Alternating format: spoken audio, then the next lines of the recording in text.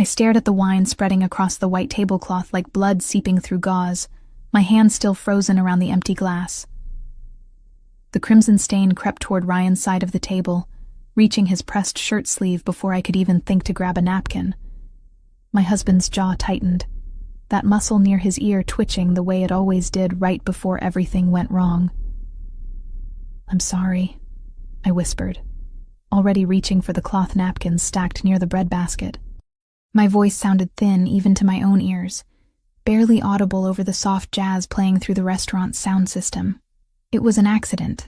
I didn't mean to." "Of course you didn't mean to." Ryan's voice was pleasant, almost warm, the tone he used when we were in public, and he needed to maintain the illusion that we were a happy couple celebrating 3 years of marriage. But his hand shot across the table and wrapped around my wrist with bruising force, his fingers digging into the exact spot where last week's grip marks had finally started to fade from purple to that sickly yellow-green. "You never mean to do anything, Megan. You're just clumsy, careless, useless." Each word was punctuated by his thumb pressing harder against the tender skin of my inner wrist, and I bit down on my lower lip to keep from making a sound. Making a scene would only make things worse when we got home. It always made things worse. The restaurant around us continued its elegant performance. The soft clink of silverware against china, the murmur of conversation from other tables, the rain that had started falling an hour ago now drumming steadily against the tall windows overlooking the street. No one was paying attention to us. No one ever did. "It's just wine," I said quietly, trying to pull my hand back, but Ryan's grip only tightened. "I'll pay for the dry cleaning." "With what money?" He smiled then, and if anyone had been watching, they would have thought he was being charming, maybe even flirting with his wife. "You don't have any money, remember? You barely make $400 a week doing those pathetic translation jobs. That doesn't even cover your half of the rent." My half of the rent. As if I hadn't given up my savings account, my credit cards, my entire financial independence when he'd convinced me to consolidate everything under his name 2 years ago. As if I hadn't stopped seeing my best friend Ashley because he said she was a bad influence. As if I had any life left outside the carefully controlled box he'd built around me. "Ryan, please." My voice cracked slightly, and I hated myself for the weakness. "People are looking." "No one's looking, sweetheart." But he released my wrist anyway, sitting back in his chair with that same pleasant smile fixed on his face. "Try not to embarrass me again tonight. This place isn't cheap, and I'm paying for it, so the least you can do is act grateful." I nodded, cradling my wrist against my stomach under the table where he couldn't see. The restaurant really wasn't cheap. Rossi's was one of those places where the menu didn't list prices, and the waitstaff moved with the kind of silent efficiency that suggested they'd been trained at establishments far more exclusive than this. Dark wood paneling, cream-colored walls decorated with original artwork, tables spaced far enough apart that conversations remained private. Soft lighting from antique-looking sconces made everyone appear softer, more attractive than they probably were in daylight. Ryan had chosen it for our anniversary dinner, though I suspected it had less to do with celebrating our marriage, and more to do with the fact that several of his business associates frequented the place. He'd been on edge all week, snapping at me more than usual, staying out late without explanation. Money had been tight, or at least that's what he told me when I'd asked why my freelance payments were being deposited into his account instead of the joint one we supposedly shared. When I'd pressed the issue this morning, he'd shoved me hard enough that I'd hit the kitchen counter, and then he'd smiled and told me to wear something nice because we were going out. So here I sat, wearing the navy dress he'd laid out on the bed for me, my hair styled the way he preferred it, my makeup carefully applied to hide the shadows under my eyes that came from too many nights lying awake and wondering how my life had become this small, this suffocating. 27 years old, and I felt like I'd aged a decade in the 3 years since I'd married him. The waiter appeared with fresh napkins and quietly cleared away the wine-stained cloth without comment, professional enough not to acknowledge the tension at our table. Ryan ordered another bottle of wine, expensive, red, something with a French name I didn't recognize, and leaned back in his chair, finally releasing me from the weight of his attention as he scanned the restaurant. I used the moment to breathe, really breathe, letting air fill my lungs properly for the first time since we'd walked through the door. My wrist throbbed dully. and I knew without looking that there would be new bruises tomorrow to match the old ones. Long sleeves for the rest of the week. Maybe I'd tell Ashley I was sick again if she tried to stop by. Maybe. My gaze drifted past Ryan's shoulder to the table directly behind him, and I froze. Two men sat there, engaged in what appeared to be a business dinner of their own, though their conversation had paused when Ryan had grabbed my wrist. The younger of the two was watching us with unconcealed interest, his expression somewhere between concern and calculation. He looked like he was in his early 30s, dark-haired, handsome in a sharp-edged way that suggested he spent a lot of time in the gym. But it was the other man who held my attention. He was older, maybe mid-30s, with black hair styled away from a face that could have been carved from stone for all the emotion it showed. Dark eyes. Brown, I thought, though the lighting made it hard to tell. Fixed on our table with an intensity that made my skin prickle. He wore a black dress shirt with the sleeves rolled to his elbows, revealing forearms covered in intricate tattoos that disappeared beneath the fabric. Expensive watch. Heavy rings on 3 fingers of his right hand. And despite the casual way he sat, one arm draped over the back of his chair, there was something about him that screamed danger. Our eyes met across the space between tables, and I felt my breath catch. He wasn't just watching our table anymore. He was watching me, specifically, and the weight of his gaze made me feel simultaneously exposed and protected in a way I couldn't explain.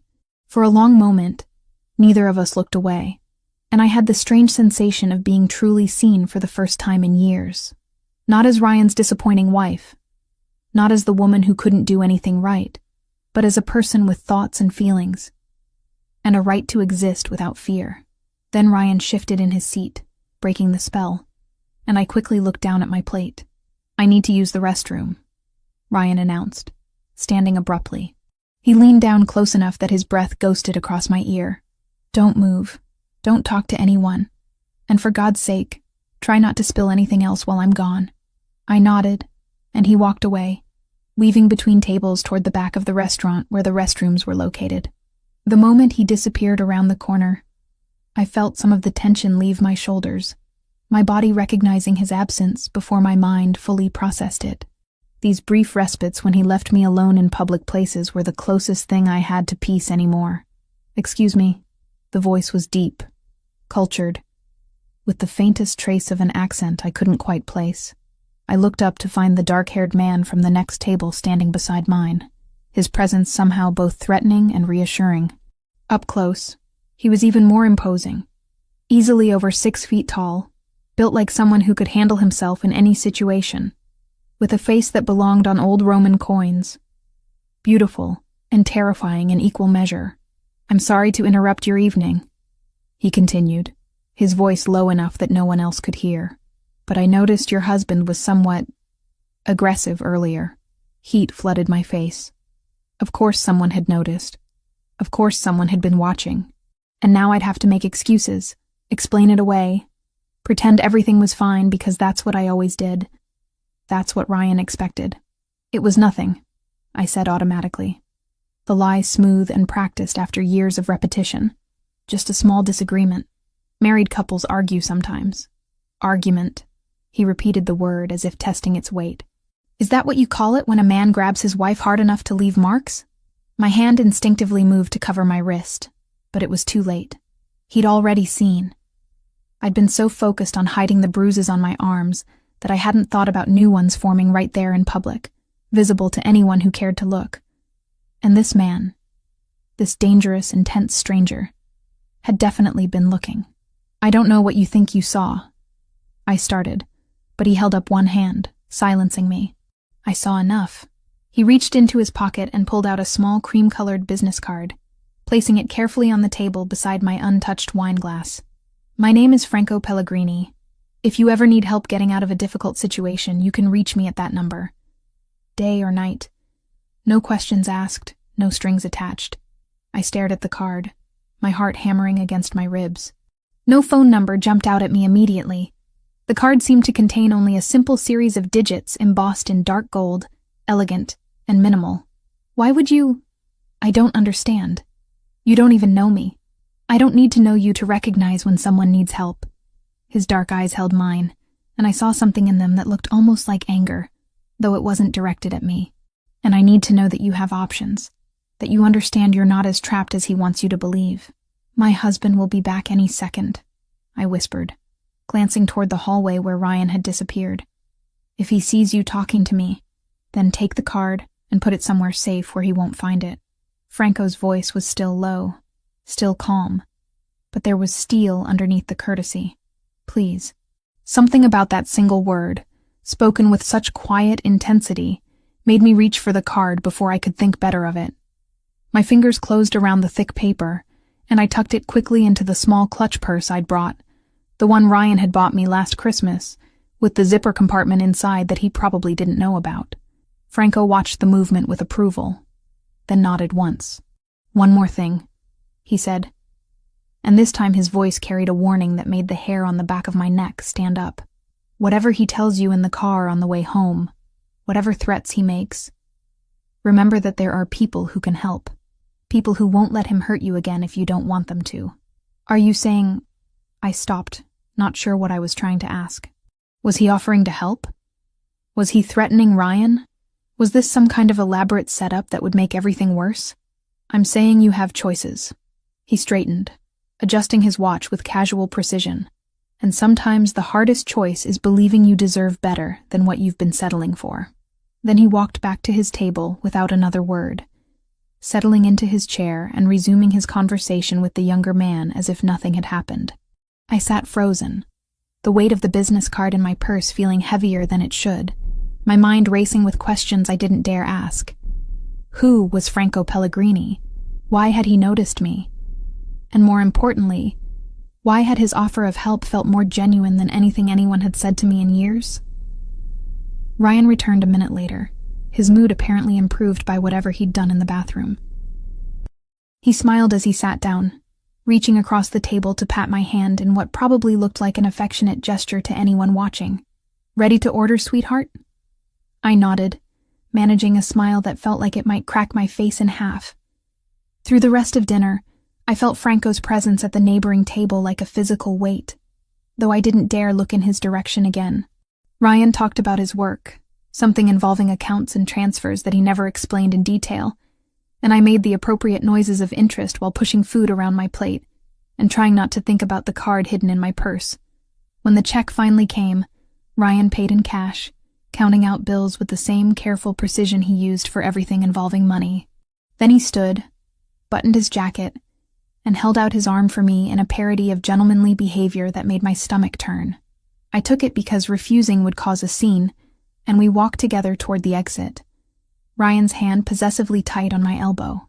The rain had intensified while we'd been inside, sheets of water cascading from the awning over the restaurant entrance and turning the street beyond into a blur of reflected headlights and neon signs.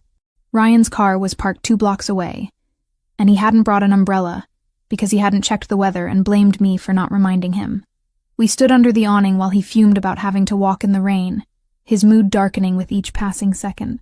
"This is your fault," he muttered, loud enough that I could hear but not so loud that the valet standing nearby would register the words. "If you hadn't spilled that wine, we would have been out of here 20 minutes ago before it really started coming down." I said I was sorry. My voice was small, defeated. Exactly what he wanted to hear. Sorry doesn't mean anything when you keep doing stupid things. He grabbed my arm, his fingers finding the bruises from earlier with unerring accuracy, and started pulling me toward the street. "Come on, let's get this over with." We made it half a block before he started in earnest. The words came fast and vicious, hissed into my ear as we walked through the downpour, each one calculated to hurt in a way that wouldn't leave visible marks. I was worthless. I was lucky he put up with me. No one else would want me. I should be grateful he'd married me at all because God knows I wasn't pretty enough or smart enough or useful enough to deserve him. By the time we reached the car, I was soaking wet and shaking.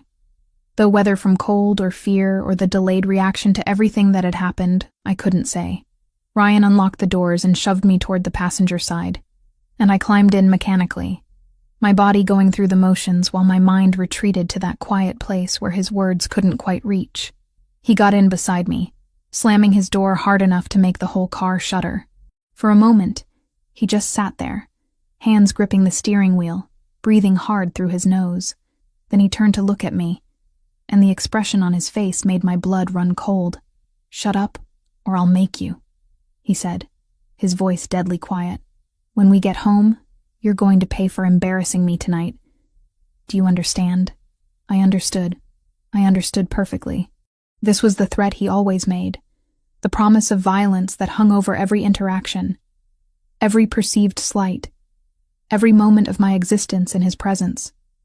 And there was nothing I could do about it except endure and hope that this time wouldn't be as bad as last time, that maybe he'd just yell and shove instead of using his fists. But as Ryan started the car and pulled into traffic, I felt the card in my purse pressing against my leg through the thin fabric, a small weight that felt like possibility. Franco Pellegrini's dark eyes had seen me, really seen me, and he'd offered help without expecting anything in return. Was it real? Could I trust a stranger who looked that dangerous? Who carried himself with that kind of barely restrained power? I didn't know.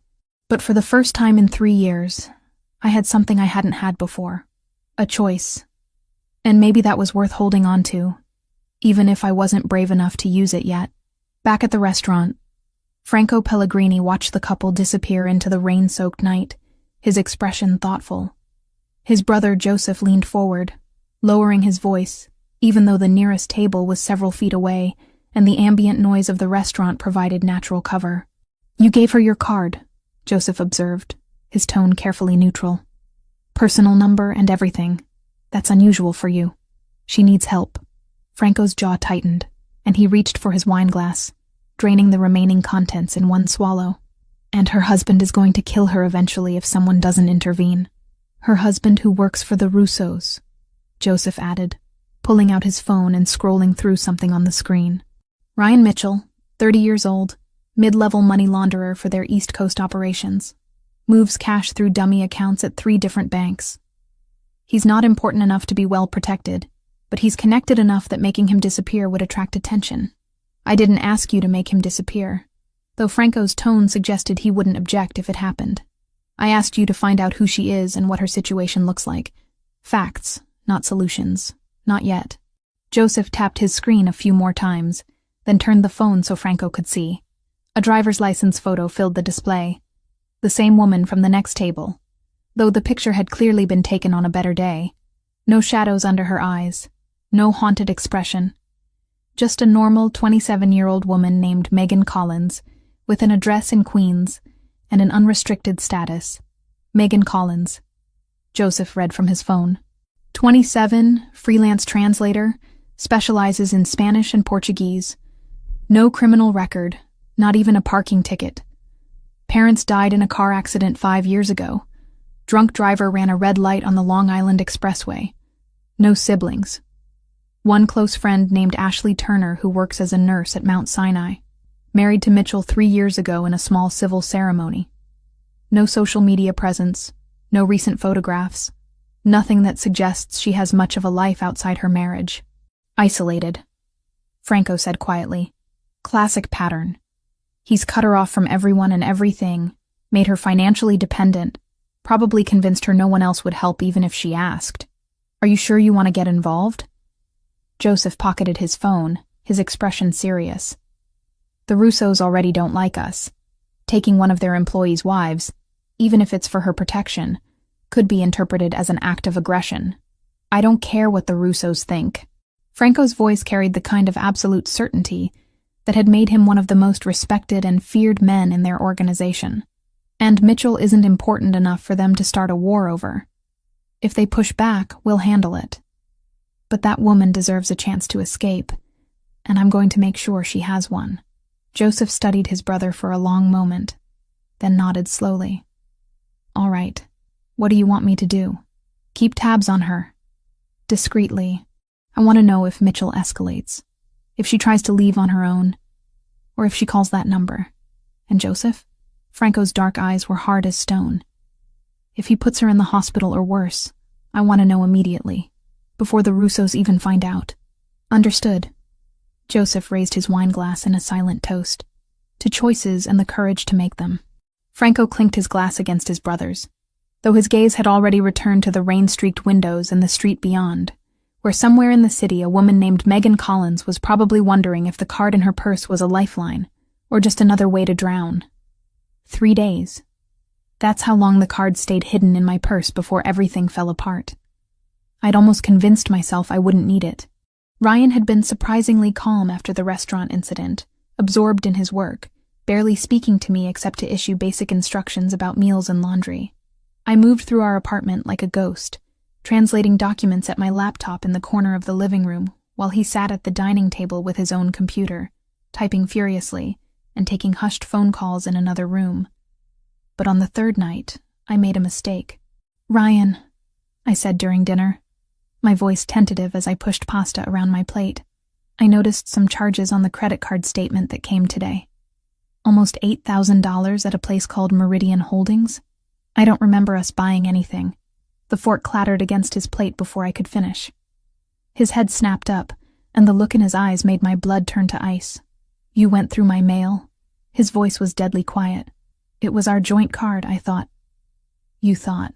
He stood slowly, deliberately, like a predator rising before an attack. "You thought you had the right to question how I spend money? Money that I earn while you sit at home doing your pathetic little translation jobs that barely cover groceries?" I stood too, instinct screaming at me to run, but there was nowhere to go in our small apartment. I wasn't questioning. I was just asking. His fist connected with my cheekbone before I saw it coming, the impact sending me stumbling backward into the kitchen counter. Pain exploded through my skull, white and blinding, and I tasted copper on my tongue. Before I could catch my breath, he grabbed a fistful of my hair and slammed my head against the cabinet behind me. "You don't ask questions." His face was inches from mine, spittle flying as he shouted. "You don't go through my things. You don't question my decisions. You don't do anything except what I tell you to do." He shoved me hard, and I crashed to the floor, my hip taking the brunt of the fall. Through the ringing in my ears, I heard him moving around the kitchen, opening drawers, and terror flooded through me. I scrambled to my feet and ran for the bathroom, the only room in the apartment with a lock on the door. I made it inside and slammed the door just as Ryan's footsteps pounded down the hallway. My shaking hands fumbled with the lock, finally getting it to click into place a second before he hit the door from the other side, the wood shuddering under the impact. "Open this door, Megan." His fist hammered against it, making the frame rattle. "Open it right now, or I swear to God." I backed away until I hit the far wall, sliding down to sit on the cold tile floor, my whole body trembling. Blood dripped from my nose onto my shirt, and my cheekbone throbbed with each heartbeat. Through the door, I could hear Ryan screaming threats, each one more violent than the last, describing in graphic detail what he was going to do to me when I came out. If I came out. My purse. Where was my purse? I'd dropped it somewhere in the living room when I'd run. My phone was in there, along with Franco Pellegrini's card. But there was no way to get to it without opening the door.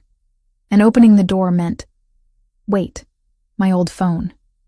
The one Ryan had made me stop using 6 months ago, claiming the plan was too expensive. I'd hidden it in the bathroom cabinet behind the spare towels, keeping it charged with the charger I'd tucked in there too, some desperate part of me knowing I might need it someday. Ryan's pounding intensified, and I heard something crack in the doorframe. He was going to break through.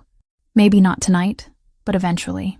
I crawled to the cabinet, pulled out the phone, and turned it on.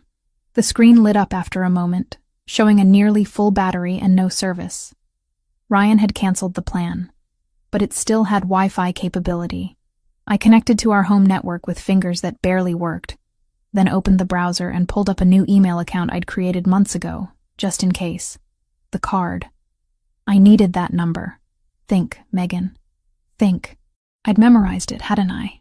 Those 3 nights lying awake, staring at the ceiling while Ryan snored beside me, running the digits through my mind like a prayer. Yes, I remembered. I dialed the number through a calling app, praying it would work, praying someone would answer, praying this wasn't all a terrible mistake. It rang twice before a voice answered. Hello? Franco. Even through the app's tinny connection, I recognized that deep, cultured voice. It's Megan, I whispered, too terrified to speak louder. Megan Collins! You gave me your card at the restaurant 3 days ago. I need— Another crash against the door cut me off. The frame splintered visibly this time. Where are you? Franco's voice changed instantly, becoming sharp and focused. Exactly. I rattled off my address in Queens, my words tumbling over each other. He's trying to break down the bathroom door. I don't know how much longer. Lock yourself in. Don't come out for anyone except me or my people. We're 10 minutes away. How did you— I've had someone watching your building since you left the restaurant. I'll explain later. Do not open that door. The line went dead, and I clutched the phone to my chest, trying to breathe through the panic. Ryan had gone quiet on the other side of the door, which was somehow worse than the screaming. I could hear him moving around, opening drawers, and I knew he was looking for tools to break the lock. 7 minutes passed. Each one felt like an hour. Then I heard new voices in the apartment, deep and commanding. Men I didn't recognize. There was a brief scuffle, the sound of something heavy hitting the floor, and then Ryan's voice, high and panicked, saying words I couldn't make out. A knock at the bathroom door, gentle this time. Megan. Franco's voice, calm and steady. It's safe now. Open the door. My legs barely held me as I stood and unlocked it. The door swung open to reveal Franco standing there in dark clothes, his expression carefully neutral as he took in my appearance. The blood on my face, the bruise already forming on my cheek, the way I was holding my ribs. Behind him, 2 large men had Ryan pinned against the living room wall. My husband's face was pale, his eyes wide with something that looked like genuine fear for the first time in years. Get her things, Franco said without taking his eyes off me. Everything she'll need. Documents. Personal items. 5 minutes. One of the men disappeared into the bedroom. Franco stepped closer, his hand hovering near my shoulder but not quite touching. Can you walk? I nodded, though I wasn't sure it was true. There's a doctor waiting at a secure location. He'll examine you, treat your injuries, and document everything for legal purposes. If you don't want to press charges, you don't have to. But I strongly suggest you let him photograph the damage your husband did. Husband? Ryan's voice cracked. Who the hell are you? You can't just break into my apartment. Your apartment? Franco finally turned to look at him, and something in his expression made Ryan go quiet. This apartment is leased under both names. Your wife called for help. We provided it. If you'd like to dispute that with the police, I'm happy to call them. I'm sure they'd be very interested in your financial activities, given that you work for the Russos. Ryan went even paler. I don't know what you're talking about. Of course you don't. Franco's voice dripped with contempt. He turned back to me. Ready? The man returned from the bedroom with a backpack stuffed with my clothes, and another bag with my laptop and documents. Everything I owned that mattered, condensed into 2 bags. 3 years of marriage, and this was all I was taking with me. Franco guided me out of the apartment, one hand at my elbow, steadying me when my legs threatened to give out. We passed Ryan without a word, and I couldn't bring myself to look at him. Down the stairs, out into the night air where a black SUV waited at the curb with the engine running. The last thing I heard before the door closed was Franco saying something to one of his men in Italian, his tone cold and final. Then we were moving through the city, and I was safe for the first time in 3 years. The apartment they took me to was clean and modern, furnished but impersonal, like a high-end hotel suite. A man in his 50s with kind eyes and a medical bag was waiting, introducing himself as Dr. Castillo. He examined me with gentle efficiency while Franco waited in the next room, close but respectful of my space. Bruised ribs, possible mild concussion, facial contusions, Dr. Castillo said as he worked. You're lucky he didn't break anything this time. Has it been like this for a while? 3 years. He didn't say anything, just photographed the injuries from multiple angles, and gave me pain medication that started dulling the worst of the throbbing. When he finished, Franco returned. He sat in the chair across from me, maintaining distance, his expression serious. I need you to understand what's happening, he said. Your husband launders money for the Russos, a criminal organization that's currently in conflict with my family. That makes you potentially valuable to me as a source of information about their operations. But it also makes you a target if they find out you're under my protection. I don't know anything about his work, I said, my voice hoarse. He never told me anything. You know more than you think. Account numbers, names mentioned in phone calls, patterns of behavior. All of that is useful. He leaned forward slightly. I'm offering you protection in exchange for whatever information you can provide. I've also arranged for a lawyer, one of the best divorce attorneys in the state, to start emergency proceedings. Given the documented violence, we can fast-track a restraining order and separation agreement. Why? The question came out as barely more than a whisper. Why are you doing this? Franco was quiet for a moment. Because no one should live in fear of the person who's supposed to protect them. And because I have the resources to help, so I will. It was the simplest, most honest answer anyone had given me in years. There's one more thing, I said, suddenly remembering. My friend Ashley. She's a nurse at Mount Sinai. If Ryan thinks she knows where I am, I'll have someone watching her, Franco assured me. Discreetly. She won't even know they're there unless Ryan tries something. Relief flooded through me, mixing with exhaustion and pain, until I felt like I might collapse. Franco must have seen it because he stood, gesturing toward the bedroom. Rest. Everything else can wait until tomorrow. You're safe here, and you're not going back to him. After he left, I managed to call Ashley using my old phone. She answered on the second ring, her voice tight with worry. Megan, where are you? I tried calling earlier and Ryan said you were asleep, but something felt wrong. I left him, I said, and saying it out loud made it real in a way it hadn't been before. I can't explain everything right now, but I'm safe. There are people helping me. What people? Meg, you're scaring me. Good people. I promise I'll explain everything when I can. But Ashley, if Ryan contacts you, don't tell him anything. Don't let him know where I am or who I'm with. Can you do that? There was a long pause. Then, of course, whatever you need. Just be careful, okay?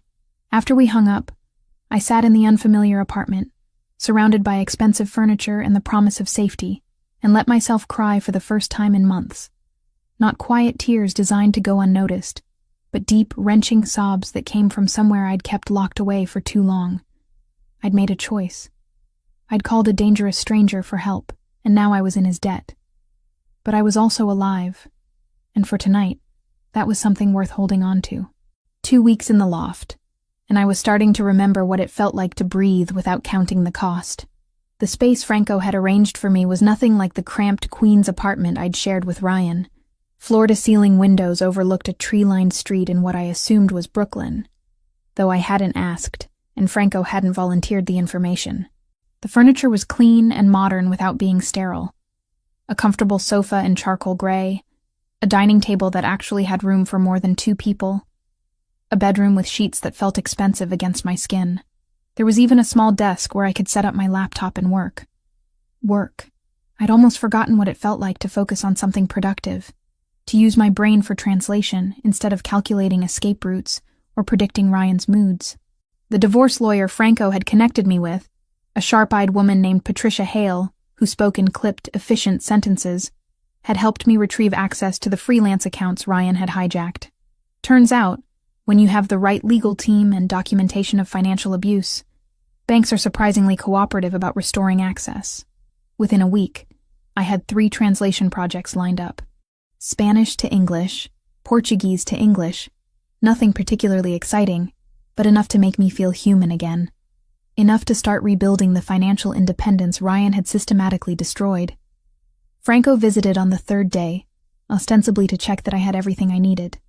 He arrived in the afternoon carrying takeout from a Thai restaurant and a practiced expression of casual concern that didn't quite mask the intensity in his dark eyes. "How are you settling in?" he asked, setting the food on the kitchen counter. "It's good. More than good." I gestured vaguely at the apartment, aware of how inadequate the words were. "Thank you. For all of this. You don't need to keep thanking me." He started unpacking containers, the movements precise and controlled. "Have you eaten today?" The question caught me off guard. "I had coffee this morning." His jaw tightened slightly. "Coffee isn't food. Sit. We're eating." Something about the command should have set off alarm bells. Ryan had always controlled when and what I ate, using food as another tool of manipulation. But Franco's tone lacked Ryan's cruel edge. This felt less like control and more like someone who'd noticed I was neglecting basic self-care and decided to intervene. We ate at the small dining table, and Franco asked questions about my work, my translation projects, whether I needed anything for the apartment. Simple, practical questions that gradually eased into something more personal. He mentioned a book he'd been reading, some dense philosophical text I'd never heard of, and I found myself admitting I'd studied literature before marrying Ryan. Studied where? He asked. City College. I was working toward a degree in comparative literature, focusing on South American authors. Garcia Marquez, Allende, Borges. The names felt strange on my tongue after so long. I had to drop out after my parents died. The insurance money barely covered funeral expenses, and Ryan convinced me to focus on work instead of school. Franco's expression darkened. He convinced you to give up your education. He said it was practical, that we needed the income more than I needed a degree. I pushed food around my plate. Looking back, I think he just didn't want me to have something that was mine, something he couldn't touch. Education is power, Franco said quietly. And power is the last thing men like him want their victims to have. The word victim hung between us, uncomfortable and accurate. I'd spent 3 years avoiding that label, telling myself I was just in a bad situation, that it wasn't really abuse if he didn't hit me every day, if I could still function. But sitting across from Franco, seeing the recognition in his eyes, I couldn't maintain the denial. Tell me about your parents, he said, changing the subject with surprising gentleness. So I did. I told him about the car accident 5 years ago, the drunk driver who'd run a red light on the Long Island Expressway and taken both of them in an instant. How I'd been 22 and completely unprepared for the weight of funeral arrangements and estate settlements. How Ashley had been the only person who'd helped me through it, bringing food and handling phone calls when I couldn't form sentences. And Ryan? Franco asked. I met him 6 months after they died. He seemed stable, reliable, like exactly what I needed when everything felt chaotic. I laughed, the sound bitter. He was good at that, sensing what people needed and becoming it long enough to trap them. Franco listened without interrupting, and when I finished, he simply nodded. My mother died when I was 17. Cancer. It took 8 months from diagnosis to the end. The admission surprised me. Franco didn't seem like someone who shared personal information easily. Yet here he was, offering pieces of himself like an exchange of vulnerabilities. I'm sorry, I said. She made me promise to use whatever resources I had to protect people who couldn't protect themselves. His voice was steady, matter of fact. At the time, I didn't understand what that would mean, what resources I'd have access to, what kind of life I'd lead. But I've tried to honor that promise. Is that why you helped me? Partly. He met my gaze directly. Also because watching him hurt you and doing nothing would have made me complicit. I don't accept complicity. The visits became more frequent after that. Franco would stop by every few days, usually bringing something. Coffee from a place that apparently made it the way I liked. Books he thought I might enjoy based on our conversations. Once a plant, because he'd noticed the apartment felt sterile. Small gestures that somehow didn't feel invasive, just thoughtful. I started noticing details about him, the way he listened with complete attention, as if whatever I was saying mattered more than anything else happening in his world, how he was different around me than around the security personnel who occasionally checked the apartment, softer somehow, less guarded. The scar on his left hand that he never mentioned, the watch he wore that looked older than him, probably inherited. On the 11th day I did something impulsive. I cooked dinner. The loft's kitchen was well stocked, and I had ingredients for pasta carbonara. Not fancy, but something I could make without thinking too hard. When Franco arrived for his usual check-in, I met him at the door with a nervous smile. I made dinner, if you want to stay. He looked surprised, then pleased. I'd like that. We sat at the dining table with plates of pasta and glasses of wine Franco had brought weeks ago, and I'd been too nervous to open. The conversation flowed easier than it should have between a woman fleeing abuse and the crime boss protecting her. We talked about food, about cities we'd visited, about the weird comfort of rainy afternoons. Eventually, the conversation turned deeper. Franco told me about growing up in a world where violence was currency, where loyalty meant everything and trust was earned in blood. He spoke about his brother Joseph, about the family business that was both protection and prison. "Do you ever want out?" I asked. "Sometimes. Then I remember that leaving would mean abandoning the people who depend on me, and I can't do that." He swirled wine in his glass. "We don't always get to choose the lives we're born into. We just choose what we do with them. I chose Ryan," I said quietly. "I chose wrong. You chose based on limited information and grief and vulnerability. That doesn't make you responsible for what he did with that choice." Franco leaned forward slightly. "Megan, you need to understand something. What happened to you wasn't your fault. Not the isolation, not the financial abuse, not the violence. None of it." Tears stung my eyes before I could stop them. "Everyone says that. But I stayed. For 3 years, I stayed. Leaving an abuser is the most dangerous time for a victim. Statistics show the highest risk of lethal violence occurs within the first few weeks after separation. You stayed because some part of you knew leaving could get you killed." His voice was gentle but firm. "That's not weakness. That's survival instinct. How do you know all this?" "Because I've dealt with men like Ryan before. In my line of work, you see patterns. You learn to recognize predators." His expression hardened. "And you learn to remove them before they can do more damage." The implication was clear, and I should have been disturbed by how little it bothered me. But Ryan had destroyed 3 years of my life, and knowing Franco had the capability and will to ensure he never hurt anyone else again felt more like justice than threat. "Do you regret helping me?" I asked. "It's complicated, your situation with the Russos." "No." The answer was immediate and absolute. "The Russos have been a problem for years. If protecting you accelerates that conflict, so be it. Some things are worth the complication." We finished dinner in comfortable silence, and when Franco left, he paused at the door. "You're doing well, Megan. Rebuilding takes time, but you're stronger than you think." After he left, I stood at the window watching the street below, feeling something unfamiliar stirring in my chest. Not just gratitude or relief, but something warmer, something dangerous given the circumstances. I was starting to care about Franco Pellegrini in ways that had nothing to do with the protection he offered. Ashley visited on day 14, finally able to take a few hours away from her nursing shifts. Franco had approved the visit, sending a car to pick her up and ensuring she understood the security protocols. She arrived looking equal parts worried and relieved, pulling me into a hug the moment the door closed. "Oh my God, Meg. I've been so scared." "I'm okay. I'm safe." She pulled back, studying my face. The bruises had faded to yellow-green, barely visible under makeup. "Has Ryan tried to contact you?" "The restraining order is in effect. If he tries anything, Franco's people will know immediately." "Franco." Ashley repeated the name with obvious skepticism. "The guy who's housing you. What exactly does he do, Meg?" "He's in security." The lie tasted wrong, but I couldn't explain the full truth. "He has resources, connections. He can keep me safe in ways the police can't." "And what does he want in return?" I'd expected the question, but it still stung. "Information about Ryan's work." That's it. Ashley didn't look convinced, but she didn't push. Instead, she looked around the apartment, taking in the expensive furniture and the view. "This is a nice place." "It's temporary." "Is it?" She met my eyes. "Meg, I'm glad you're out. I'm glad you're safe. But be careful, okay?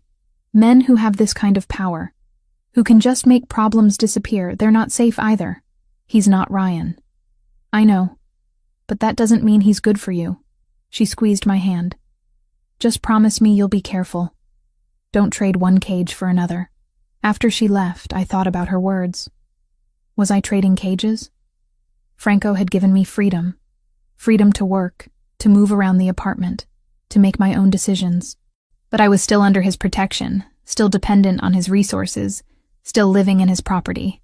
The difference was that Franco's cage came with kindness and respect, with books and conversations and the space to heal. And maybe that's what scared me most. Not that Franco was dangerous.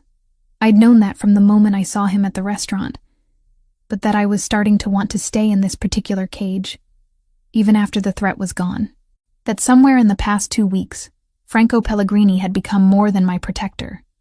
He'd become someone I looked forward to seeing, someone whose opinion mattered, someone who made me feel seen in ways I'd forgotten were possible. I wasn't sure what that meant for either of us. But as I returned to my laptop and the translation work waiting there, I couldn't shake the feeling that the next chapter of my life was going to be far more complicated than simple survival. 1 month after I'd fled my apartment in Queens, Patricia called with news that should have felt more triumphant than it did. "The restraining order is holding," she said, her voice brisk and efficient through the phone speaker. "Ryan hasn't violated it once, which suggests he's either taking it seriously or someone has convinced him that approaching you would be a very bad idea. Additionally, the federal investigation into his employer's financial activities is progressing rapidly. Your ex-husband is going to have bigger problems than a divorce very soon." "That's good," I said, though the words felt hollow. Good didn't begin to cover the complicated relief of knowing Ryan was being held accountable, that his crimes were finally catching up with him. "The divorce proceedings are moving forward.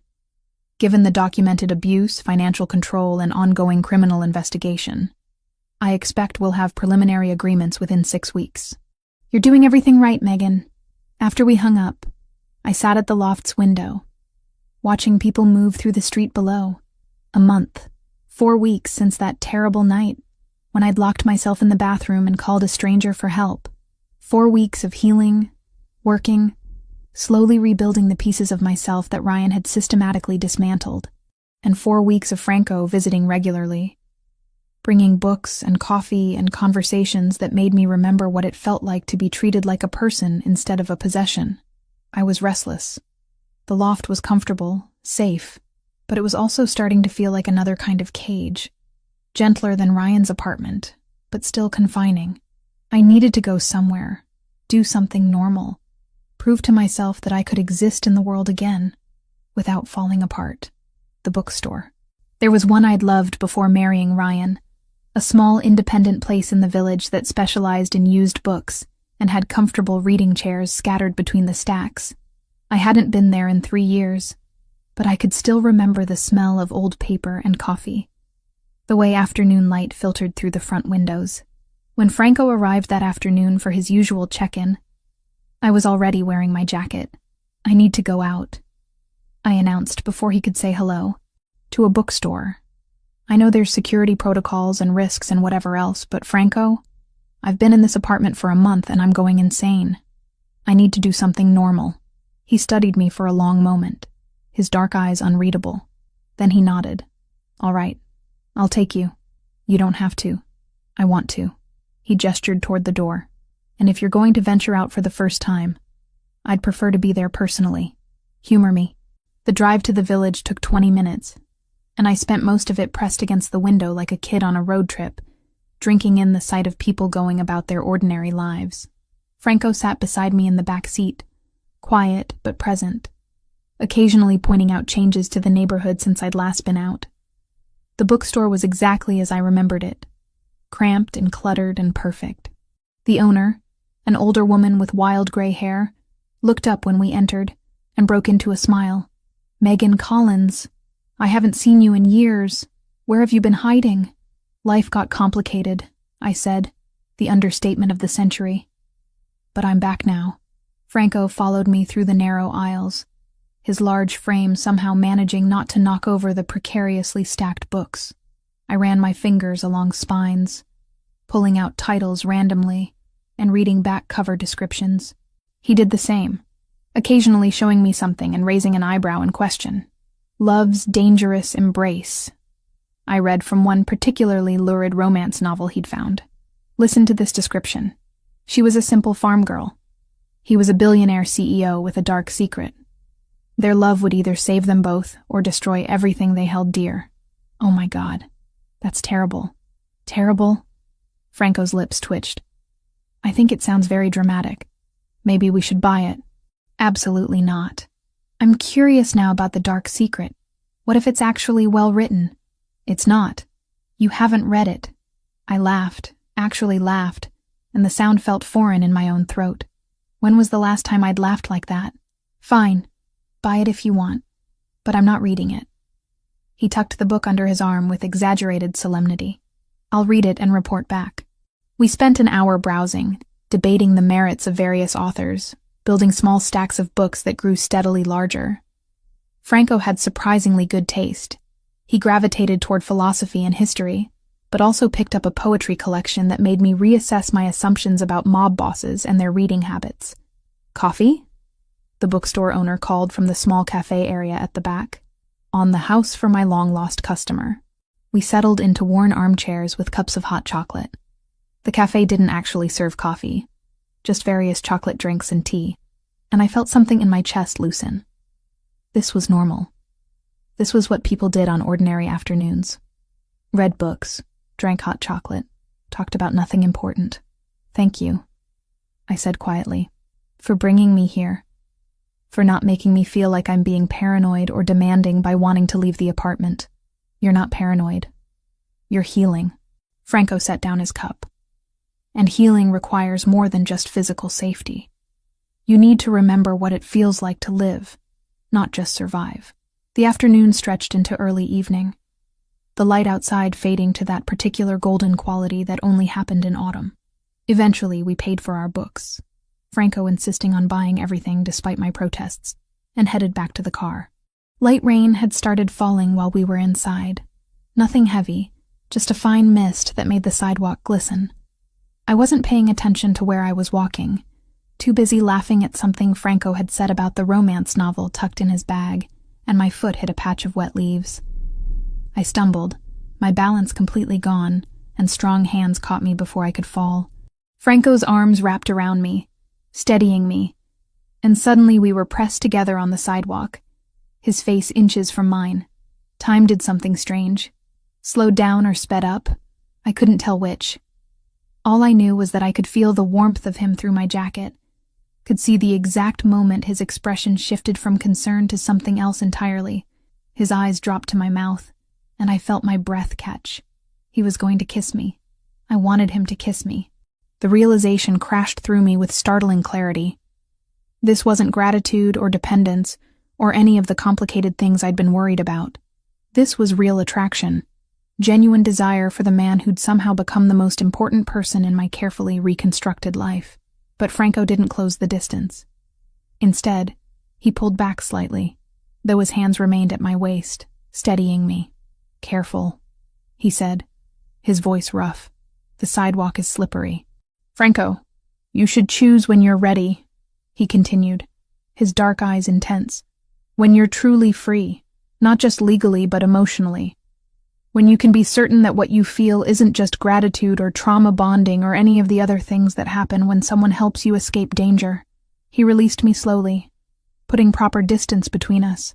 You deserve that choice, Megan. And I won't take it from you by rushing something you might regret later. I wanted to argue that I was ready, that I knew what I felt, but the words stuck in my throat, because maybe he was right. Maybe I couldn't be completely certain yet. Couldn't separate rescue from genuine connection when everything was still so raw and new. But God, the frustration of wanting something and having it denied for my own good was almost unbearable. What if I don't want to wait? I asked quietly. Then you tell me that when you're free. When the divorce is final. When Ryan is no longer a threat. When you've had time to build a life that isn't defined by running from him. Franco's expression was gentle but firm. I'm not going anywhere, Megan. I'll wait. We drove back to the loft in silence, but it wasn't uncomfortable. It was charged, full of possibility and restraint, and the weight of things unsaid. When we arrived, Franco walked me to the door with his usual courtesy, carrying the bags of books. Thank you, I said again. For today. For all of it. Anytime. He handed me the bags. And Megan? For what it's worth, I'm waiting because you matter. Not because I don't want this. After he left, I sat on the couch surrounded by new books, my lips still tingling from a kiss that hadn't happened, and admitted something to myself that I'd been avoiding for weeks. I was falling in love with Franco Pellegrini, not because he'd saved me, not because he provided protection and resources, but because he was kind and thoughtful and treated me like an equal, because he made me laugh and challenged me to think and respected my autonomy even when it meant denying himself something he wanted. This wasn't gratitude. This was real. and terrifying, and completely beyond my control. That night, across the city in his own home, Franco sat in his study with a glass of whiskey and tried to focus on the financial reports Joseph had left for review. But his mind kept returning to that moment on the sidewalk, to the look in Megan's eyes when she'd stumbled into his arms. Joseph appeared in the doorway without knocking, which meant he'd been lurking and waiting for an opportunity to intrude. "So," his brother said, settling into the chair across from Franco's desk without invitation, "you took her to a bookstore. She needed to get out of the apartment. You could have sent guards. Instead, you went yourself, again." Joseph's expression was knowing. "Franco, I've worked with you for 15 years. I've seen you handle business negotiations, territory disputes, family politics. I've never seen you like this with anyone." "Like what?" "Careful, gentle, like you're terrified of breaking something precious." Joseph leaned forward. "You're in love with her." Franco didn't bother denying it. "It doesn't matter what I feel. She needs time, space, freedom to figure out who she is outside of trauma and survival. I won't complicate that by pushing for something she's not ready for. And if she is ready, then I'll still wait, because she deserves to be certain." Franco drained his whiskey. "The Russos are already a problem. Ryan's investigation will likely implicate higher-level members of their organization. If Megan and I become involved, she becomes an even bigger target. I won't risk her for my own wants." "Noble," Joseph observed. "Also stupid. Life doesn't wait for perfect timing, Franco. Sometimes you have to take what you want when it's offered." "Not this time." Franco's voice was final. "Not with her. She gets to choose on her terms when she's ready." End of discussion. But after Joseph left, Franco sat alone in his study and acknowledged the truth he'd been avoiding. Megan Collins had become more important to him than any strategic advantage against the Russos, more valuable than any business deal or territory expansion. She mattered in a way that scared him, and he would do whatever it took to ensure she had the freedom to choose her own future, even if that future didn't include him. 6 weeks after I'd left Ryan, he found me. I was working on a translation project at my laptop, completely absorbed in converting a Portuguese legal document into English, when I heard shouting from the street below. At first, I ignored it. This was New York, after all. People shouted all the time. But then I heard my name, slurred and furious, and my blood turned to ice. I moved to the window carefully, staying back from the glass, and looked down. Ryan stood on the sidewalk outside the building, his shirt untucked and his face red with alcohol, or rage, or both. 2 of Franco's security guards had positioned themselves between him and the entrance, their postures calm but ready. "Megan!" Ryan screamed again, his voice carrying up to my 3rd-floor window. "I know you're in there. You can't hide from me forever." My hands shook as I pulled out my phone and called Franco. He answered on the first ring. "I'm already on my way," he said before I could speak. "Stay away from the windows. Lock the door. I'll handle this." How did he find me? My voice came out as barely more than a whisper. "We'll discuss that after I deal with your ex-husband." The line went dead, and I moved away from the window, pressing my back against the wall and trying to control my breathing. This was supposed to be safe. This building, this apartment, this new life. It was all supposed to be protected. But Ryan had found me anyway, and now he was here. And all the progress I'd made over the past 6 weeks felt like it was crumbling. 10 minutes passed. I heard a car arrive, heard new voices joining the chaos below. Then silence. Terrible, complete silence that somehow felt worse than the shouting. A knock at my door made me jump. "Megan, it's Franco. Open up." I unlocked the door with trembling fingers. Franco stood there looking completely composed except for his eyes, which burned with barely controlled fury. Behind him, I could see one of his guards stationed in the hallway. "Is he gone?" I asked. "He's being escorted back to Queens with a very clear message about what will happen if he attempts this again." Franco stepped inside, closing the door behind him. "Are you all right? Patricia will make sure what he did out there is recorded as a violation of the restraining order," Franco added, his voice flat. "If he tries anything like that again, the police will have grounds to act immediately." "I'm fine, shaken, but fine." I wrapped my arms around myself. "How did he find me?" "The Russos have been conducting surveillance. Street cameras, License plate tracking, standard observation techniques. They must have spotted one of my cars and traced it back to this building. His expression was grim. I should have anticipated this. I'm sorry. It's not your fault. Ryan works for them. Of course they'd be looking. I moved to the couch, my legs suddenly unreliable. What happens now? Now I adjust security protocols and move you somewhere they can't track as easily. He sat beside me, maintaining a respectful distance. Joseph is already working on identifying how extensive their surveillance has been and shutting it down. We'll make sure this doesn't happen again. I should have felt relieved. Franco was handling everything, protecting me the way he'd promised. But all I felt was exhausted and angry, and something else I couldn't quite name. For 6 weeks, I'd been rebuilding myself, reclaiming pieces of my life that Ryan had taken. And now, he'd violated even this safe space, reminded me that no matter how far I ran, he could still reach me. I want to see you deal with them, I said suddenly. The Russos. I want to understand what you actually do, who you really are beyond the man who brings me coffee and talks about books. Franco was quiet for a long moment. That's not a side of me I wanted you to see. I don't care what you wanted. I care about the truth. I turned to face him directly. You've been protecting me, giving me space to heal, treating me like I'm fragile. But Franco, I'm not fragile. I survived 3 years with Ryan. I'm stronger than you think, and I need to understand exactly who I'm trusting with my life. Something shifted in his expression. All right, come with me tonight. I have a meeting with some associates about the Russian situation. You can observe, ask questions afterward.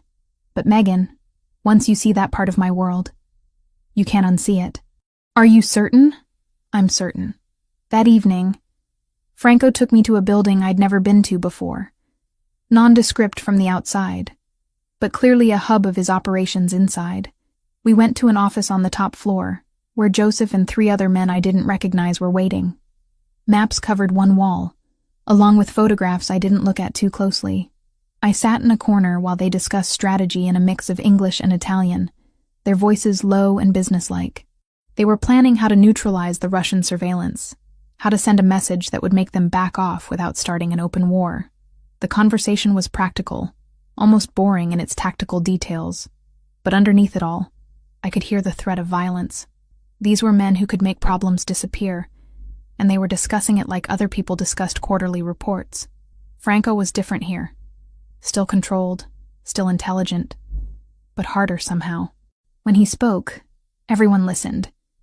When he made a decision, no one questioned it. This was the mob boss Ryan had been terrified of, the man whose reputation preceded him in whispers. And watching him, I didn't feel afraid. I felt protected. The meeting ended around 10.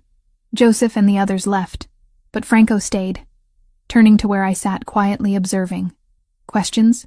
You're going after the people who helped Ryan find me. Yes. Carefully. Strategically. But yes. They crossed a line when they targeted you. He moved closer. Does that disturb you? It should, I admitted. But it doesn't. Does that make me a terrible person? It makes you someone who understands that sometimes the only way to stop predators is to be more dangerous than they are. He studied my face. You're not afraid of me. No. I've seen what fear looks like. I lived with it for 3 years. This isn't that. I stood, closing the distance between us. Thank you for letting me see this. For not pretending to be something you're not. Megan, I know what you're going to say. That I should wait. That I need more time. That I might be confusing gratitude with something else. I reached up and placed my hand against his chest, feeling his heartbeat quicken. But I've had 6 weeks to think about this. 6 weeks to figure out who I am outside of Ryan's control. And Franco, I'm choosing this. I'm choosing you. Not because you saved me, but because you make me feel alive again. His hand covered mine. Warm and steady. You're certain? Stop asking me that. I pulled him down and kissed him before he could protest further. For a heartbeat, he held still, giving me one last chance to change my mind. Then his control broke, and he kissed me back with an intensity that stole my breath. His arms wrapped around me, pulling me close, and I felt safer and more wanted than I had in years.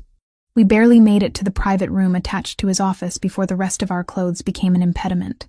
Franco was gentle despite the urgency, checking with me at every stage, making sure I was truly there with him and not lost in bad memories.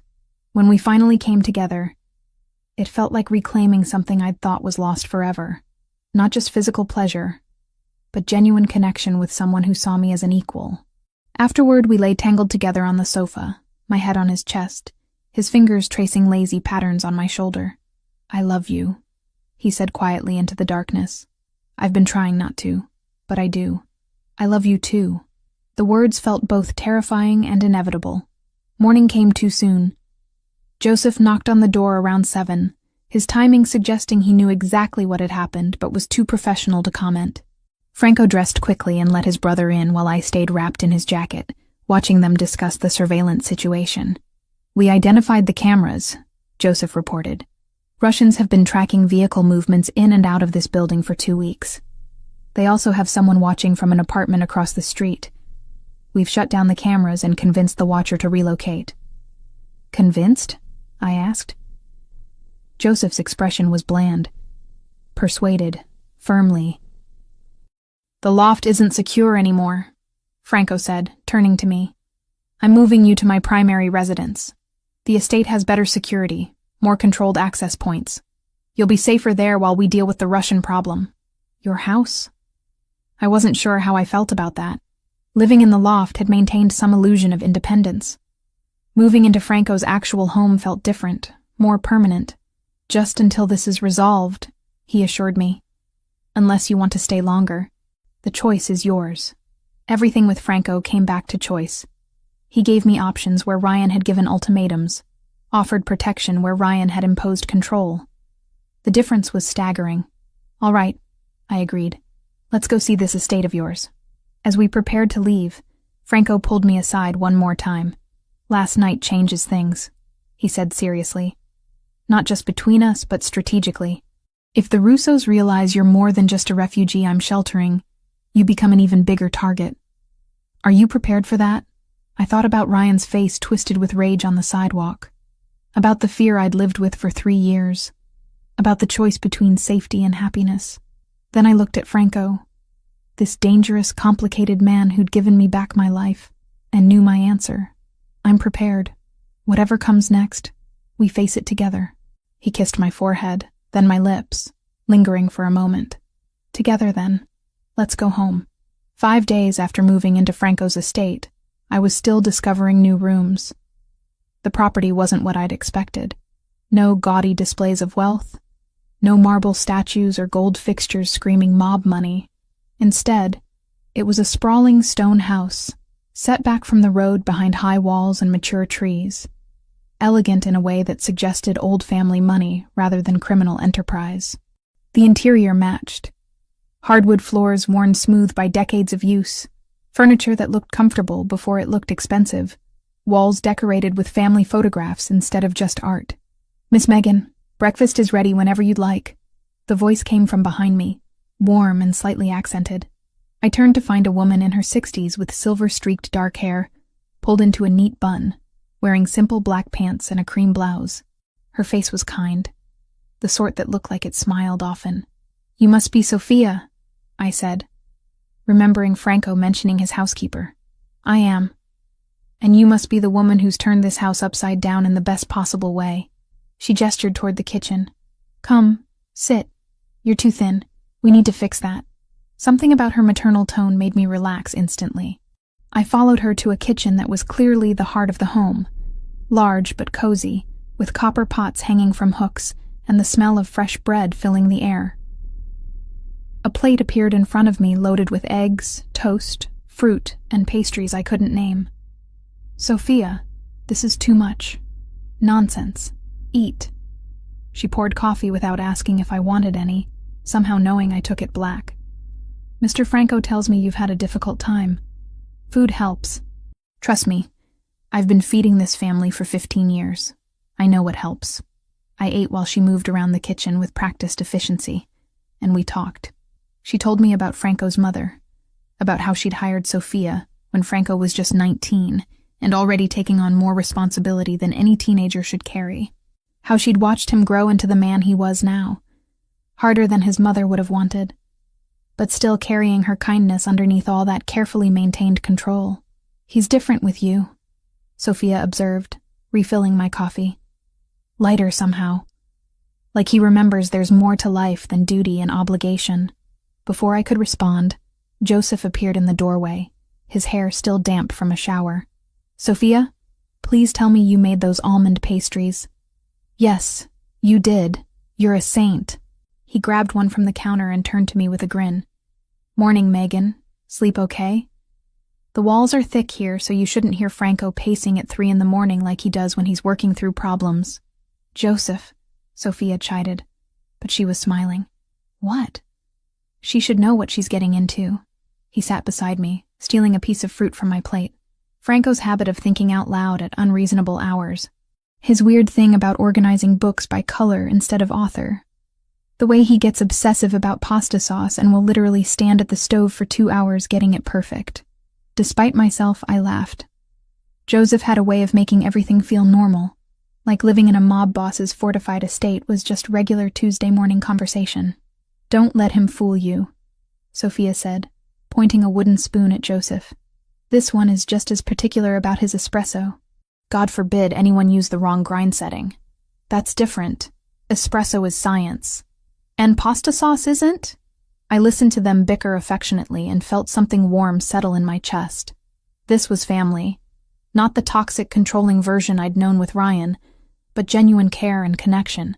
They were including me effortlessly, making space for me in their dynamic without making a production of it. Franco found us like that an hour later, still sitting around the kitchen table, while Joseph told increasingly ridiculous stories about security mishaps, and Sophia pretended to be scandalized. He stood in the doorway for a moment, just watching, and when our eyes met, I saw satisfaction in his expression. He'd wanted me here, in his home, surrounded by the people he trusted. And now I was.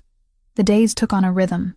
Mornings in the kitchen with Sophia, who taught me her pasta recipes while sharing stories about Franco's childhood. Afternoons working on my translations in the study Franco had set up for me, complete with a massive desk and a view of the garden. Evenings when Franco would find me wherever I'd settled, carrying books or wine or just his presence, and we'd talk for hours about everything and nothing. I saw different sides of him here. The leader who commanded absolute respect when his people came to the house for meetings, his voice carrying authority that made grown men straighten their spines. But also the private Franco who read philosophy books in the garden, who made breakfast on Sophia's day off with surprising skill, who woke gasping from nightmares he wouldn't discuss. But that left him shaken until I held him. 2 weeks into living at the estate, we had the conversation I'd been both anticipating and dreading. We were in his study late at night, the house quiet around us. Franco sat behind his desk reviewing documents while I curled in the leather chair across from him with a novel. Comfortable silence, the kind that came from being genuinely at ease with someone. Then he set down his pen and looked at me directly. "I need to tell you something," he said, "and I need you to really hear it." My stomach tightened. "Okay. I never expected this." "You? Us." He gestured between us. "I've spent 15 years building walls, keeping distance, making sure I never cared about anyone enough that losing them would destroy me. And then you walked into my restaurant, and all of that careful control became worthless. Franco, let me finish, please." He stood, moving around the desk to lean against it. Closer, but still maintaining space. "My world is dangerous. Not just occasionally, not just when things go wrong. Constantly. Inevitably dangerous. People I care about become targets. Relationships become leverage. And I'm terrified that bringing you into this, letting you matter to me the way you do, will get you killed." The raw honesty in his voice made my throat tight. "Then why did you bring me here? Because keeping you at arm's length was killing me anyway. And because you deserve to choose your own risks instead of having them chosen for you." He ran a hand through his hair, frustrated. "I'm being selfish. I know that. I want you here, in my home, in my life, but I need you to understand what that means." I set down my book and stood, crossing to where he leaned against the desk. "I understand better than you think. I spent 3 years with a man who used fear as currency, who made every day about survival. You're dangerous, Franco. But not to me. Never to me. And yes, your enemies might see me as leverage, but that's a risk I'm choosing to take. Why? The question was almost desperate. Why would you choose this? Because you treat me like an equal, not a possession. Because you give me choices instead of ultimatums. Because when you look at me, you see a person with thoughts and dreams and autonomy, not just something to control. I placed my hand on his chest, feeling his heartbeat quicken. I love you, Franco. Not the protection you offer, not the safety or resources. You, the man who brings me coffee and argues about books and makes terrible jokes to see me smile. That's who I'm choosing. His hands came up to frame my face, gentle despite their strength. I love you too. More than is probably wise. More than is certainly safe. Then we'll be unwise and unsafe together. I pulled him down into a kiss that was both promise and surrender. When we finally broke apart, Franco rested his forehead against mine. My family needs to know, officially, that you're not just under my protection. That this is real. Are you sure? I've never been more certain of anything. The announcement happened at dinner 2 nights later. The entire family was there. Joseph, Sophia, 3 of Franco's cousins who helped run various operations, and 2 men I'd been introduced to as advisors. We ate at the massive dining room table, and conversation flowed easily until Franco cleared his throat. I have something to announce, he said, his voice carrying authority even in this casual setting. Megan and I are together, officially. She's not just a guest in this house. She's family now. I expect everyone to treat her accordingly. The table went quiet for a heartbeat. Then Joseph raised his wine glass with a knowing grin. About damn time. I was wondering how long you were going to dance around it. Sophia beamed. This is wonderful news. We need more women in this house to balance out all the testosterone. The others murmured congratulations, and I saw acceptance in their faces. Relief even. As if Franco being in a relationship somehow made him more human in their eyes. Later that week, Ashley visited. Franco had arranged for a car to bring her from the hospital after her shift, complete with security that she absolutely noticed. Meg, this is insane, she whispered as we walked through the garden, far from where anyone could overhear. This place looks like something from a movie. And those guards at the gate? They had assault rifles.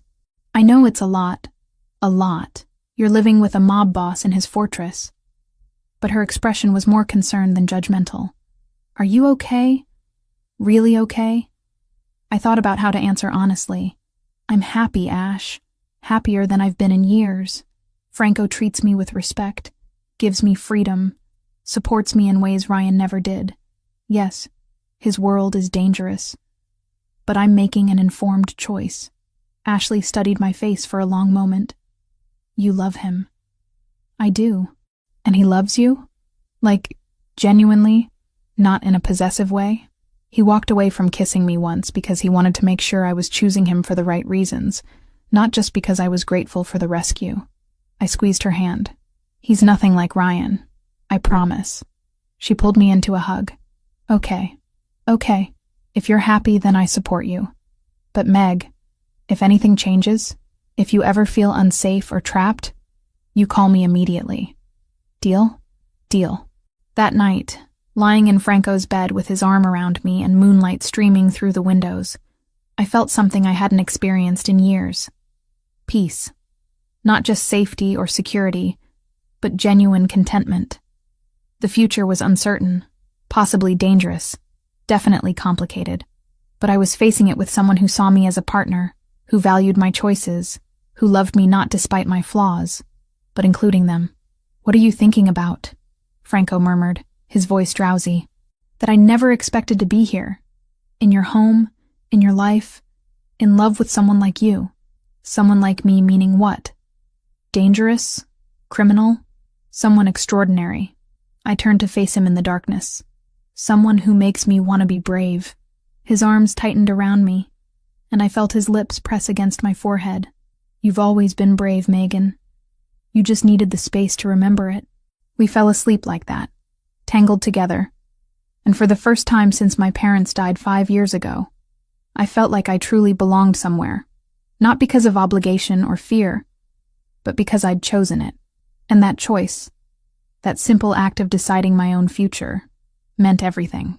2 months had passed since Franco announced our relationship to his family. 2 months of learning what it meant to be loved without conditions, to be treated as a partner instead of property.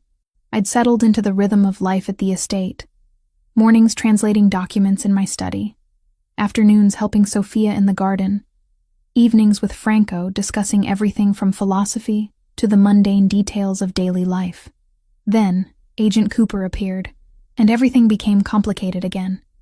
He contacted me through Patricia, my divorce attorney, requesting a meeting to discuss Ryan's ongoing criminal case. Patricia was present when I met him at her office downtown, Franco's security waiting outside with strict instructions not to interfere unless I signaled distress. Agent Cooper was younger than I expected, maybe 40, with tired eyes, and the kind of methodical demeanor that suggested years of building cases brick by brick. He laid out his proposition with practiced efficiency. Mrs. Collins, excuse me, Ms. Collins, the federal investigation into the Russian organization your ex-husband works for has reached a critical stage. We have financial records, surveillance, testimony from lower-level operatives. What we need is someone who can connect Ryan Mitchell directly to specific money laundering operations. Someone who lived with him, who might have overheard conversations or seen documents. I already gave you everything I know, I said carefully. When I first left Ryan, I provided information to Franco's people about account numbers, names I'd heard, and that information was helpful. But Ms. Collins, we need you to testify. In court, under oath, about what you witnessed during your marriage. He leaned forward slightly. I understand this is asking a lot, but Ryan Mitchell and the people he works for have destroyed countless lives. Your testimony could help us dismantle their entire East Coast operation. My stomach tightened. And what about Franco? His organization. Agent Cooper's expression didn't change. Our investigation is focused on the Russian syndicate and their financial crimes. Mr. Pellegrini's activities, while certainly of interest to law enforcement, are not part of this particular case. Your testimony would be limited to what you know about Ryan Mitchell's work for the Russos. Nothing more. You're asking me to put a target on my back.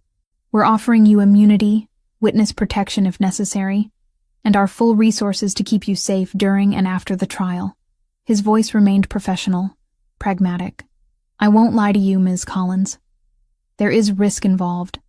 The Russos don't take kindly to witnesses, but with proper precautions we can minimize that risk significantly. I need time to think about it. Of course, but Ms. Collins, the grand jury convenes in 3 weeks. I need your answer within 7 days.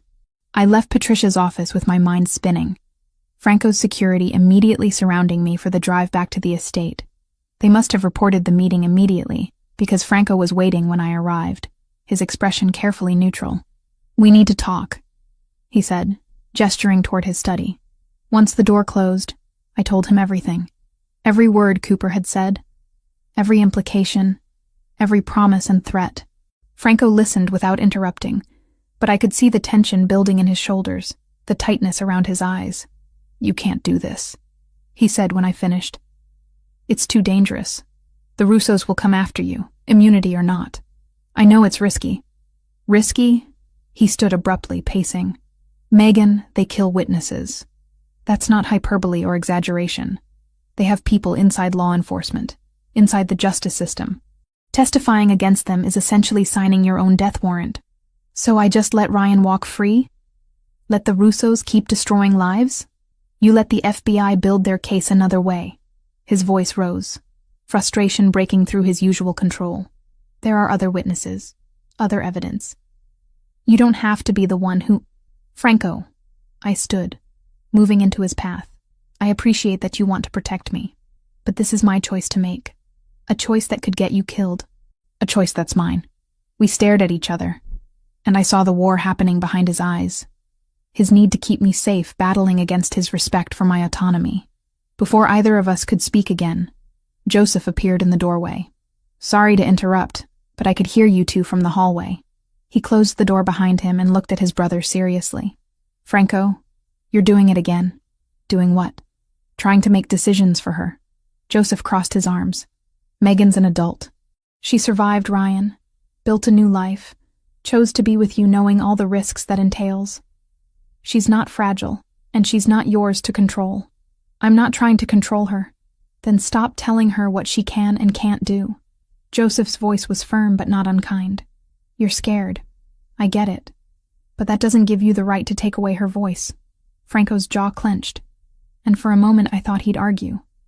Then his shoulders dropped slightly, and he turned to me. You're right. Both of you. He ran a hand through his hair. I'm sorry, Megan. That was out of line. You were scared, I said softly. I understand that. Fear doesn't justify taking away your choice.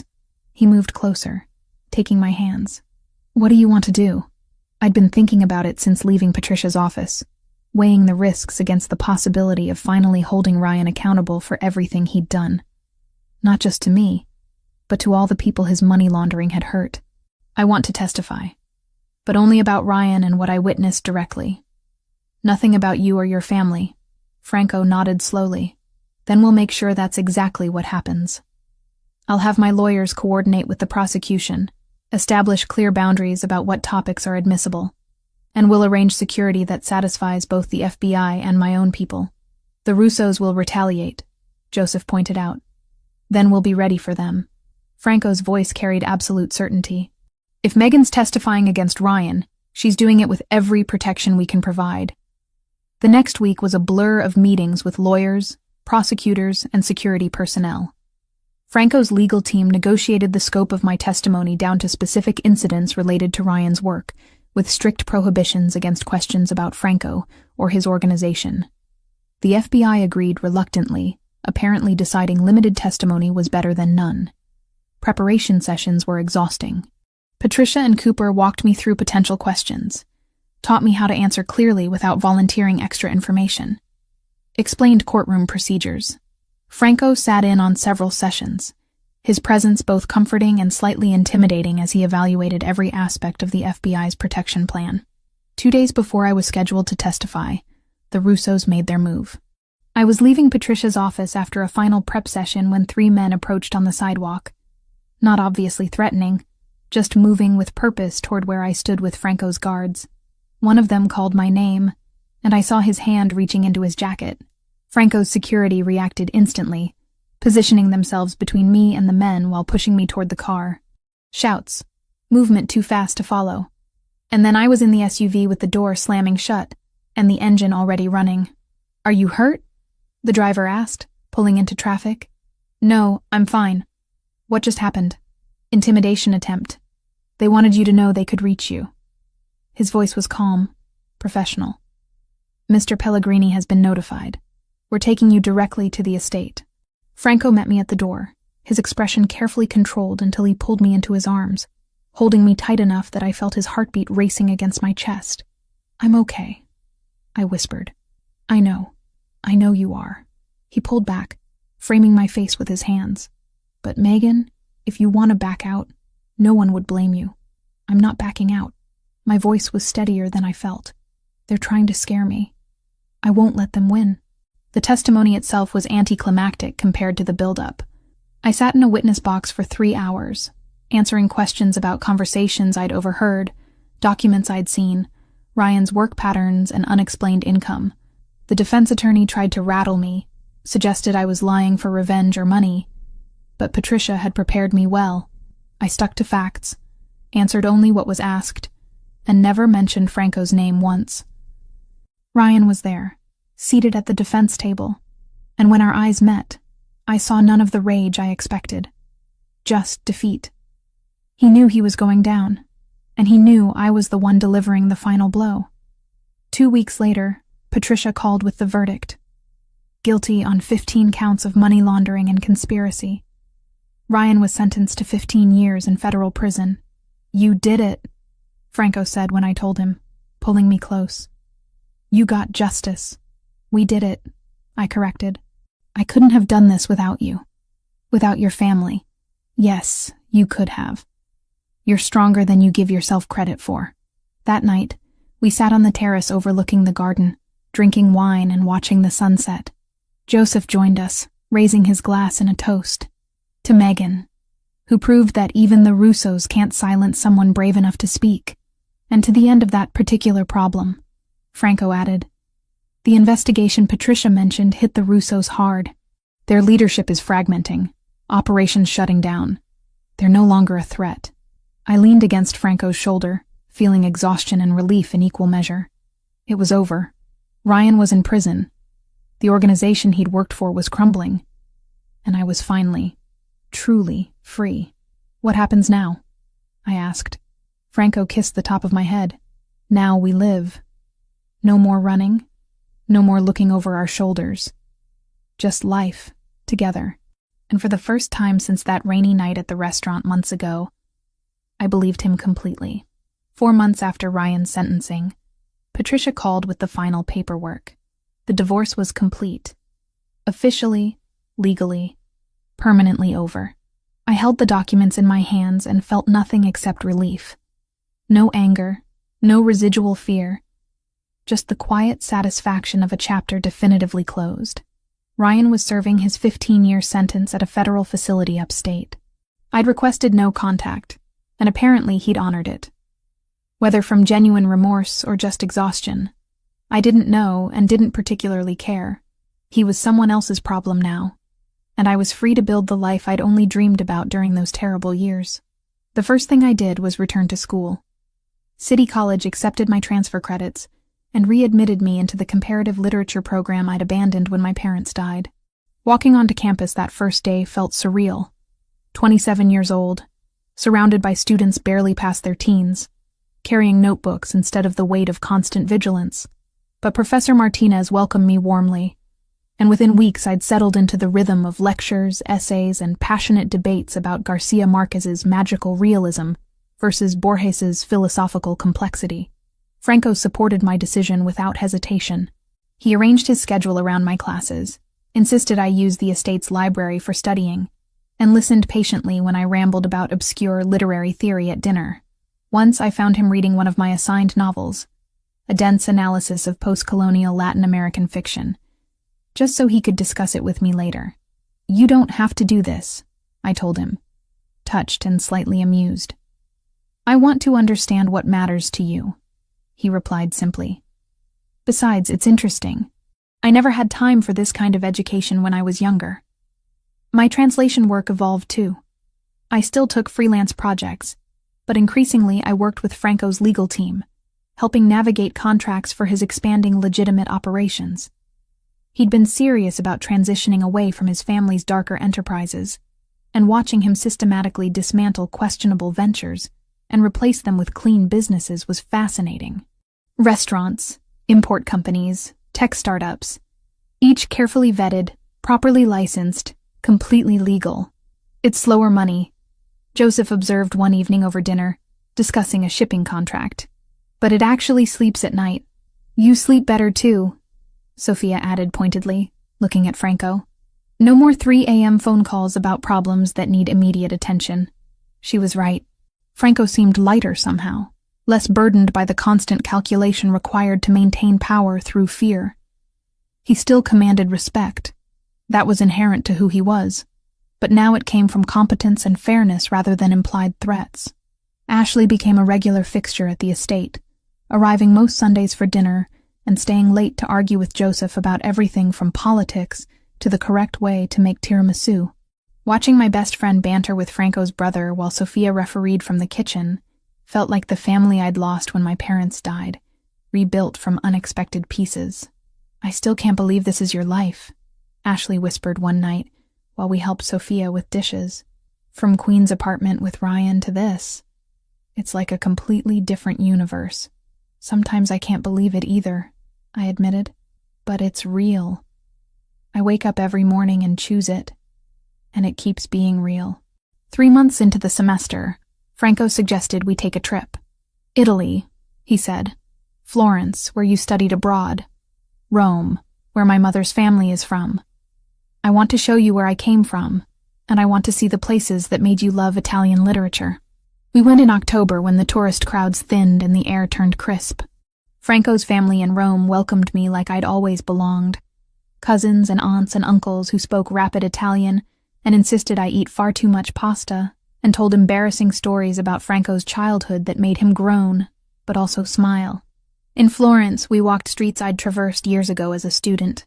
I showed Franco the cafe where I'd spent hours reading Dante, the small bookshop where I'd discovered Calvino, the piazza where I'd first understood what it meant to fall in love with a language, and he showed me the neighborhood where his mother grew up, the church where she'd been baptized, the stories she'd told him about a life before she'd married into his father's world. She wanted something different for me, Franco said quietly, as we stood in front of her childhood home. She made my father promise I'd have choices, that I wouldn't be forced into the life if I didn't want it. But you chose it anyway. I was 17 when she died. My father needed help, the family needed leadership, and I was good at it. He took my hand. But she'd be happy about this. About the changes I'm making. About you. On our last night in Rome, we ate at a small restaurant his cousin recommended, tucked into a quiet neighborhood far from tourist areas. The food was extraordinary, the wine even better. And halfway through our meal, Franco reached across the table and took both my hands. "I need to tell you something," he said, his expression serious. "And I need you to really listen." My heart stuttered, old instincts flaring briefly before I reminded myself this was Franco, not Ryan. This was safety, not threat. "Okay," I said carefully. "I don't want this to be temporary. The life we're building, it's not something I'm doing until you get back on your feet, or until the threat passes, or until you decide you want something else." His dark eyes held mine with familiar intensity. "I want you in my life permanently, as my partner, my equal, the person I come home to every night and wake up beside every morning. Franco, I'm not asking you to marry me. Not yet."